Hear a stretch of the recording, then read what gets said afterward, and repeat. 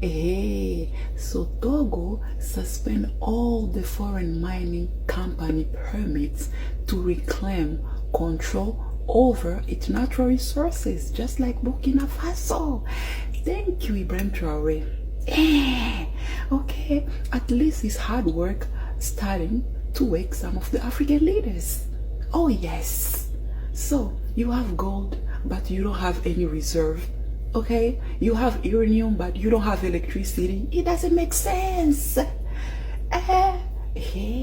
So what do you guys think? Let me know. Okay, make sure you like the video, you share the video, and you tell me what do you think. Okay, if you like the decision of Togo, make sure you like the video. Okay, drop your hearts in the comment section. So we have some major breaking news coming from West Africa. It is now turning out that the countries in West Africa are starting to wake up. The latest again being Togo, after suspending all the foreign companies from mining in Togo until they review how they are mining and the profits they get. It is now turning out from the time Ibrahim Traore and the Sahel states kicked out France from their countries. The countries in West Africa are starting to know that all the time these foreign companies were lying to them about the profits. Just the other day, Assimi Goïta, the president of Mali, realized that France was making up to 20 billion per month and they were paying their country 1 billion per year. And when they chased them, they are now getting 10 billion per month from mining the gold that they used to get 1 billion. And now Togo, Ivory Coast, Niger, Namibia, South Africa are starting to suspend the mining permits for them to review the profits. So all the time, France was saying that even the amount of gold they were getting from those countries was very, very small. But now it is turning out that it was a false allegation and they were getting big chunks of gold.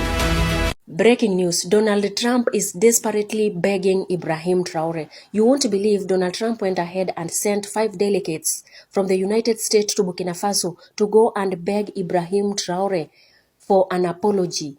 Remember the other day, Michael Langley went ahead and tarnished Ibrahim Traore's name and said Ibrahim Traore is using Burkina Faso reserves to protect the military of Burkina Faso. And that's why Donald Trump went ahead and sent the delegates so that they can have ties together, be in a relationship based on mutual respect. You won't believe. Imagine Captain Ibrahim Traore never attended those delegates. Rather, the government officials of Burkina Faso were the one who attended them. And let me tell you, after all that they had done to Captain Ibrahim Traore and Burkina Faso, now they are desperately knocking for doors to have peace with Captain Ibrahim Traore. And let me tell you, Africa to this point cannot be summoned as kids to bow down for any Western power. And let me tell you, Ibrahim Traore in direct dialogue indicates no more manipulation, neo-colonialism denomination, and playbook of control. Never. Anyway, what's your comment at the comment section? What's your point of view? So Michael Langley, the self-appointed slayer of the Lion of Africa, Michael Traore, has been in Kenya all week for AfriForum, and what he has said is that there will be no boots on the ground in Burkina Faso to change the government of Ibrahim Traore. But what he said that his intention is to train and fund armies. This is what he indicated, that he's going to fund and create armies whose role is going to be, I would imagine, as he indicated, to destabilize, if not overthrow, the government of Ibrahim Traore. How is this man? How does he even think that he sounds sane? Because he is not sane. He's in Africa saying that the one African leader who has a vision for the embetterment of Africa, that he is going to be responsible for creating armies in order to, what he insinuates, to overthrow the government of Ibrahim Traore. Africans and black people around the world should really be outraged, because this man will not stop, because the only thing that he can is deliver his brother to his masters.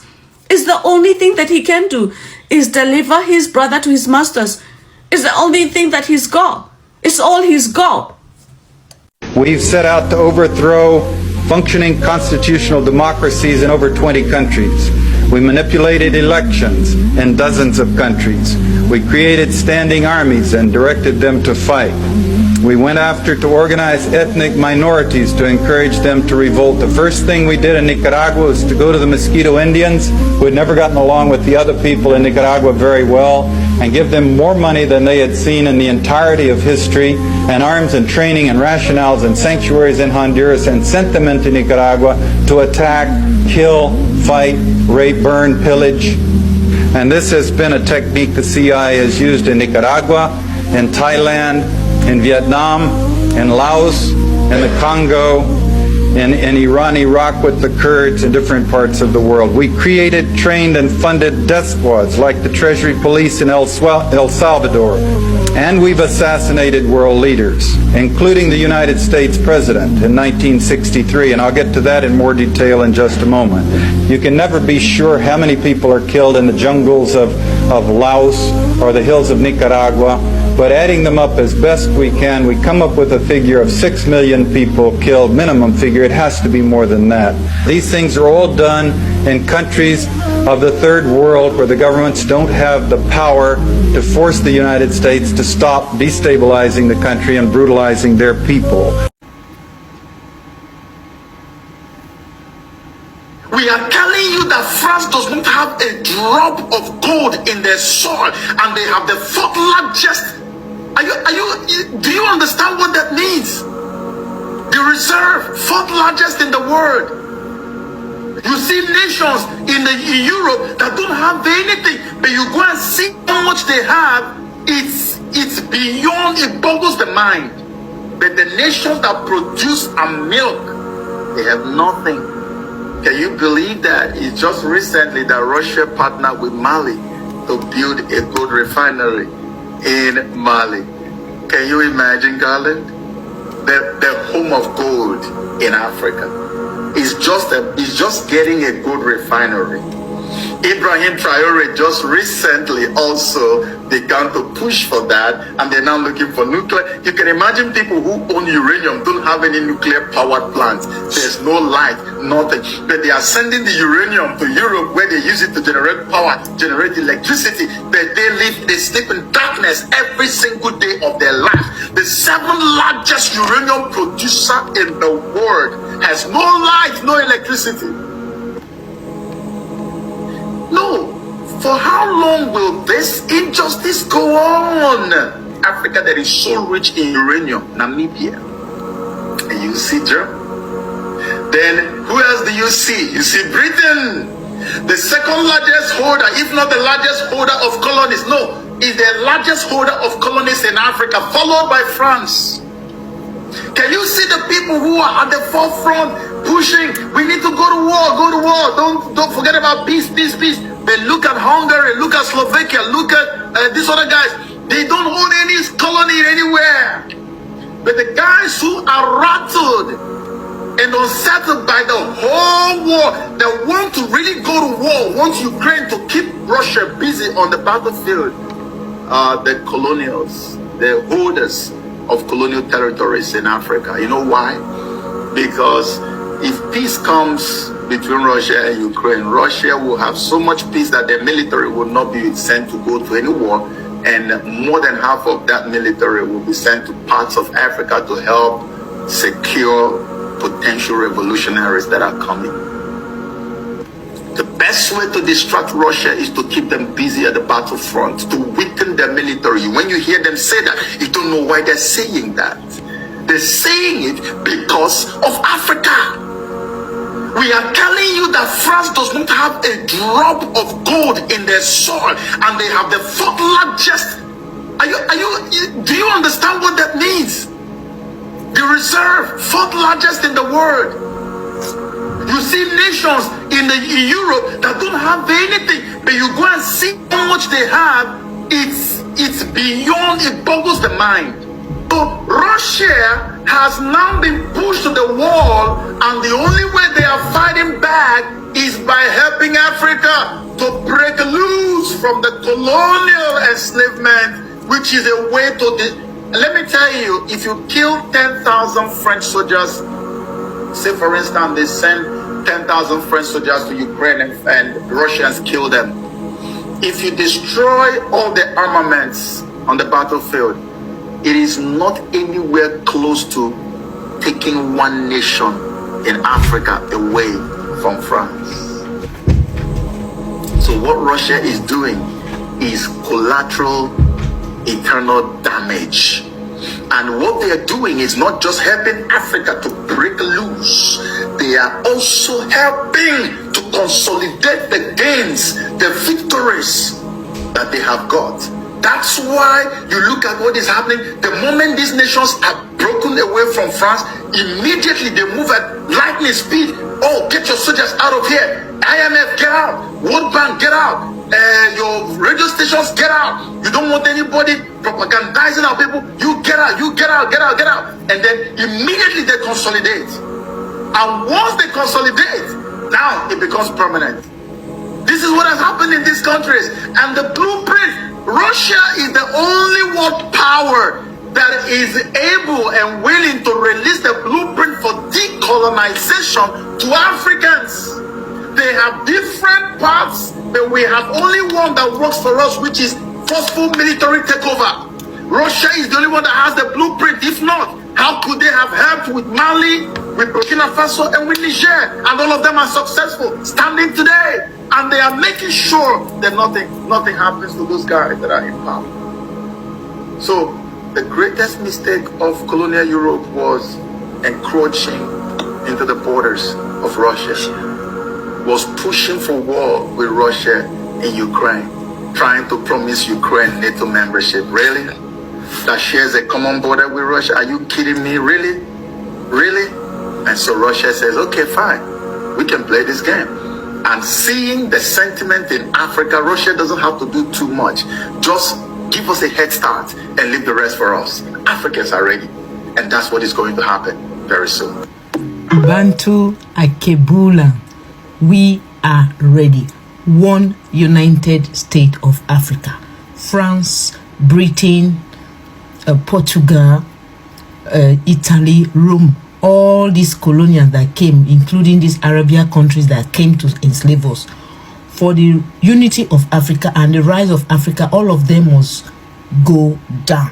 As Africa is rising up, they also will go down. That poverty they stir in Africa through their religion, through their culture, through their manipulations, Africa is breaking away from all these chains that they tie around our necks, our body, everywhere.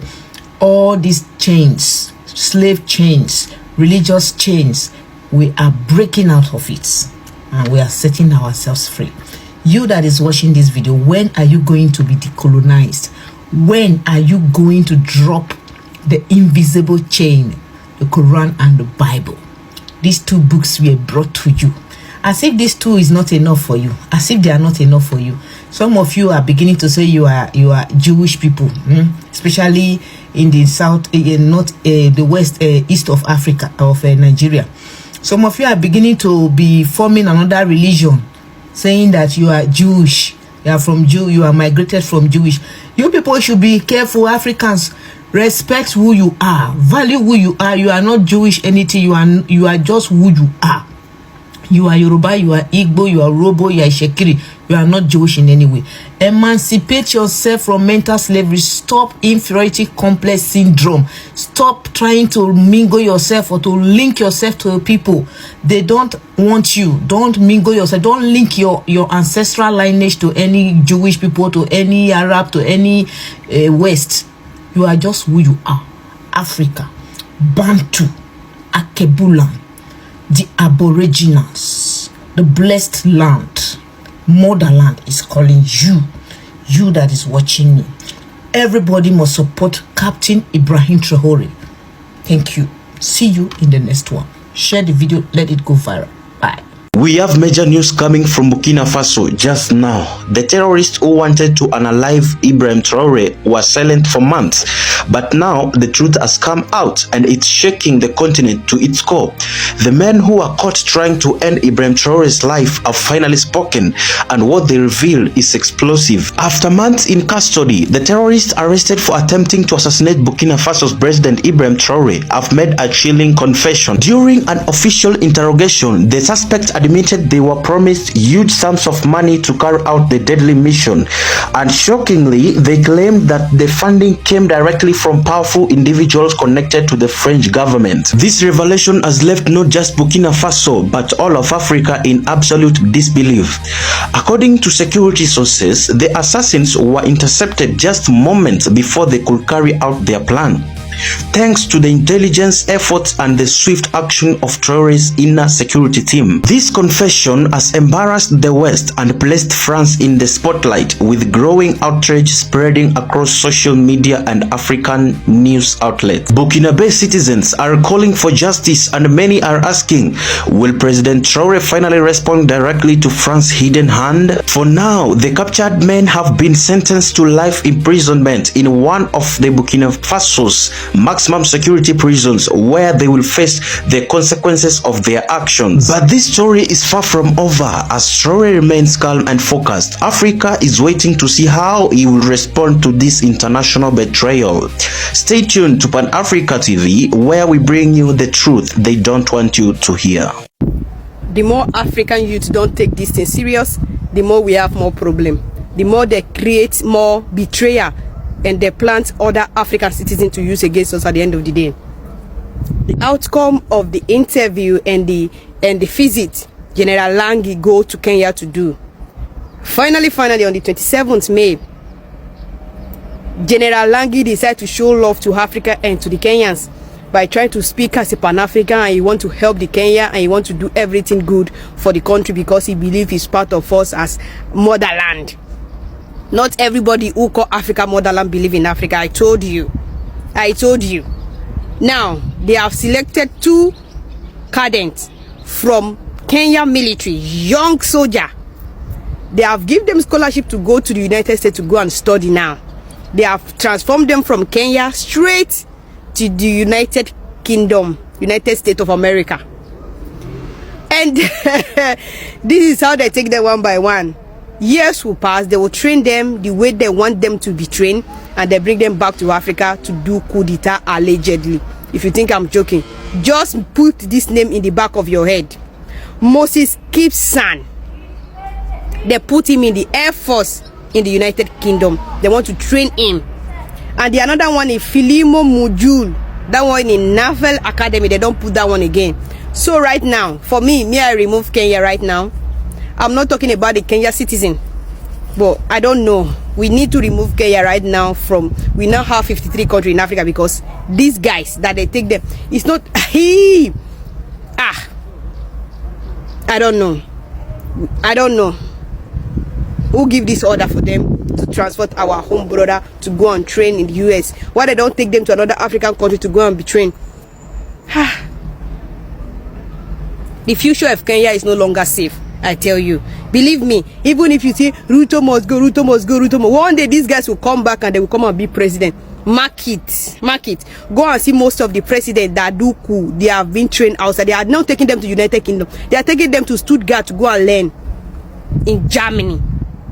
You see, we told you guys, respect yourself, put value on yourself, stop betraying your brother. So now Kenya decide to do this to us. The future of Kenya is no longer safe. Where are the Gen Z? The future of Kenya is no longer safe, and the future of Africa or any country around Kenya is not safe. Tell me what you think about this. Is this a good news? Is this a love they are showing us, or they are showing to Kenya, or they want to just bribe the Kenya youth and bribe their mind, or they want to win Kenya to the side of America? Why are they taking our brothers away and take them to United Kingdom to go and learn as